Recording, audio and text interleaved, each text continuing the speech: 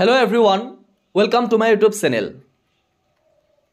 আমি স্পোকেন ইংলিছৰ ক্লাছবোৰ বেসিক লেভেলৰ পৰা এডভান্স লেভেললৈকে কৰি গৈ আছো। আজি স্পোকেন ইংলিছৰ ক্লাছ 6 আৰু ষষ্ঠ ক্লাছলৈ আপোনাক সকলোকে স্বাগতম জনাইছো। আমি এটা অতি গুৰুত্বপূৰ্ণ বিষয়ৰ ওপৰত আজি আলোচনা কৰিম। আমি কথা কওঁতে বা দৈনন্দিন কথোপকথনত এনেকুৱা ধৰণৰ বাক্য প্ৰায় ব্যৱহাৰ হয়, যেনে সিহঁতে কথা পাতি আছিল, আমি চাহ খাই আছিলোঁ, তাই চিনেমা চাই আছিল, মই গা ধুই আছিলোঁ। এনেকুৱা ধৰণৰ সেন্টেন্সবোৰ ইংৰাজীত ক'ব লাগিলে বা লিখিব লাগিলে আমি জানিব লাগিব পাষ্ট কন্টিনিউয়াছ টেন্সৰ বিষয়ে, কাৰণ এই আটাইবোৰ বাক্য পাষ্ট কন্টিনিউয়াছ টেন্সত পৰে। পাষ্ট কন্টিনিউয়াছ টেন্সৰ বাক্যৰ গঠন কেনেকুৱা আমি সেইখিনি জানি ল'লে এনেকুৱা যিকোনো বাক্য আমি ইংৰাজীত ক'ব পাৰিম আৰু লিখিব পাৰিম। পাষ্ট কন্টিনিউয়াছ টেন্স যে অতীতৰ কোনো সময়ত কাৰ্য এটা চলি আছিল, এই অৰ্থ বুজাবলৈ এই টেন্স ব্যৱহাৰ কৰা হয়। অৰ্থাৎ অতীতৰ যিকোনো সময়ত কাৰ্য এটা চলি আছিল, সেই সময়ত অতীতৰ কোনো এটা সময়ত কাৰ্যটো চলি আছিল, তেনেকুৱা অৰ্থ প্ৰকাশ কৰিবলৈ পাষ্ট কন্টিনিউয়াছ টেন্স ব্যৱহাৰ হয়। যেনে যে মই দৌৰি আছিলোঁ, যোৱাকালি সন্ধিয়া মই দৌৰি আছিলোঁ। ইয়াতে মই দৌৰি আছিলোঁ অৰ্থাৎ সেই সময়ত মোৰ দৌৰা কাৰ্যটো চলি আছিল, এইটো বাক্য পাষ্ট কন্টিনিউয়াছ টেন্সত পৰিব। পাষ্ট কন্টিনিউয়াছ টেন্সৰ বাক্যৰ গঠন ষ্ট্ৰাকচাৰ হৈছে subject plus was were plus verb ING plus others. অৰ্থাৎ সাবজেক্টৰ পিছত ওয়াজ ওয়েৰৰ যিকোনো এটা বহিব আৰু ভাৰ্বৰ লগত আইএনজি লগ লগাব লাগিব। মই পুনৰ কৈছোঁ যে মই ক্ৰিকেট খেলি আছিলোঁ, এই অৰ্থটো এই বাক্যটোৰ অৰ্থটো আপোনালোকে চাব। অৰ্থাৎ মোৰ ক্ৰিকেট খেলা কাৰ্যটো চলি আছিল অতীতত, মই ক্ৰিকেট খেলি আছিলোঁ। যে আপোনালোকে লক্ষ্য কৰিব মই ক্ৰিকেট খেলিছিলোঁ আৰু মই ক্ৰিকেট খেলি আছিলোঁ, দুইটা বাক্য একে নহয়, তাত অৰ্থৰ ডিফাৰেন্স আছে। যেতিয়া কওঁ মই ক্ৰিকেট খেলিছিলোঁ, সেইটো পাষ্ট ইনডেফিনিট টেন্সৰ বাক্য। মই ক্ৰিকেট খেলি আছিলোঁ, এইটো পাষ্ট কন্টিনিউয়াছ টেন্সৰ বাক্য। মই পঢ়িছিলোঁ, পাষ্ট ইনডেফিনিট। মই পঢ়ি আছিলোঁ, পাষ্ট কন্টিনিউয়াছ। তাই চিনেমা চাইছিল, পাষ্ট ইনডেফিনিট। তাই চিনেমা চাই আছিল, পাষ্ট কন্টিনিউয়াছ। অৰ্থাৎ পাষ্ট কন্টিনিউয়াছ কেতিয়া হ'ব, যে কাৰ্যটো চলি আছিল, সেই সময়ত কাৰ্যটো চলি আছিল, সেই অৰ্থ প্ৰকাশ কৰিলে পাষ্ট কন্টিনিউয়াছ টেন্স হয়। এতিয়া মই ক্ৰিকেট খেলি আছিলোঁ, এই বাক্যটো ইংৰাজীত হ'ব সাবজেক্ট আই, সাবজেক্টৰ পিছত আইৰ পিছত ওয়াজ ওয়েৰৰ ওয়াজ, আৰু যিটো ভাৰ্ব আছে খেলি আছিলোঁ প্লে ভাৰ্ব, প্লেৰ লগত ING playing cricket, I was playing cricket.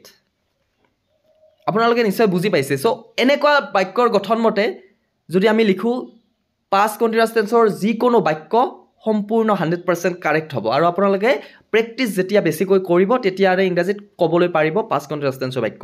তলত কিছুমান দৈনন্দিন ব্যৱহাৰ হোৱা বাক্য উদাহৰণ হিচাপে লৈছোঁ আৰু প্ৰেক্টিছ কৰাই দিয়া হ'ব। গতিকে এইখিনি উদাহৰণখিনি আপোনালোকে ভালদৰে চাই ল'ব, শেষলৈকে ভিডিঅ'টো চাই থাকক।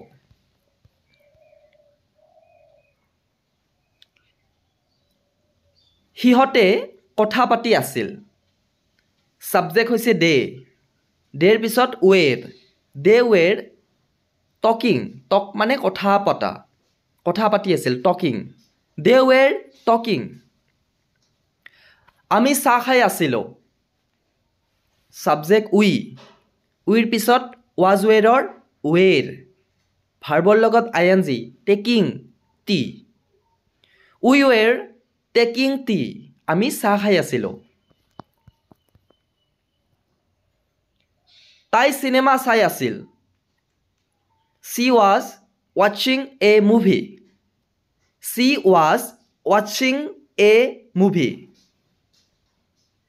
মই গা ধুই আছিলোঁ. I was taking a bath. I was taking a bath. সি বাগিচাত খোজ কাঢ়ি আছিল. He was walking in the garden. He was walking in the garden. মই বজাৰলৈ গৈ আছিলোঁ. I was going to market.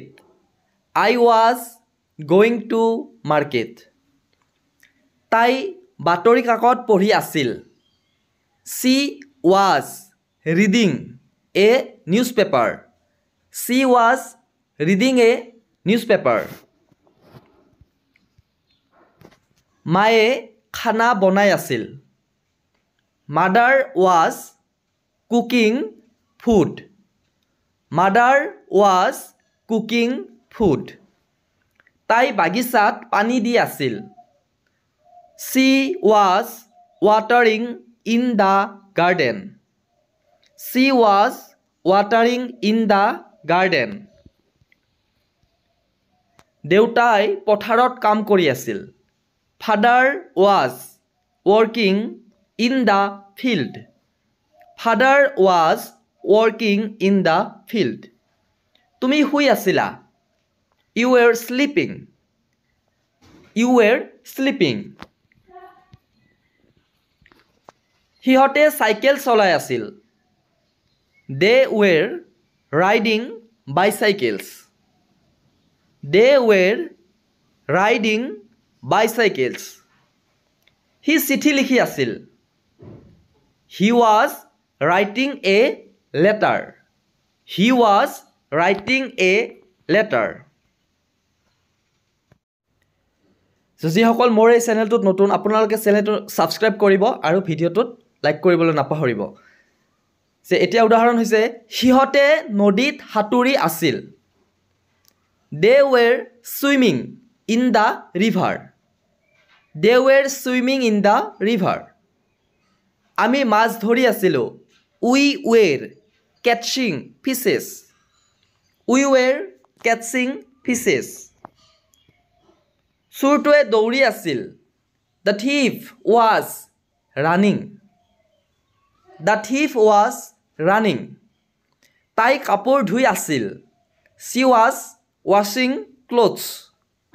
She was washing clothes. তাই room চাফা কৰি আছিল. She was cleaning the room. She was cleaning the room. আমি ইংৰাজী শিকি আছিলোঁ. We were learning English. We were learning English. যে তেওঁ আমাক পঢ়াই আছিল. He was teaching us. He was teaching us. So আজিলৈ ইমানখিনিয়ে. পৰৱৰ্তী ভিডিঅ'ত পুনৰ লগ পাম. See you in the next video. Till then, take care of yourself and stay happy. চেনেলটো ছাবস্ক্ৰাইব কৰিবলৈ নাপাহৰিব.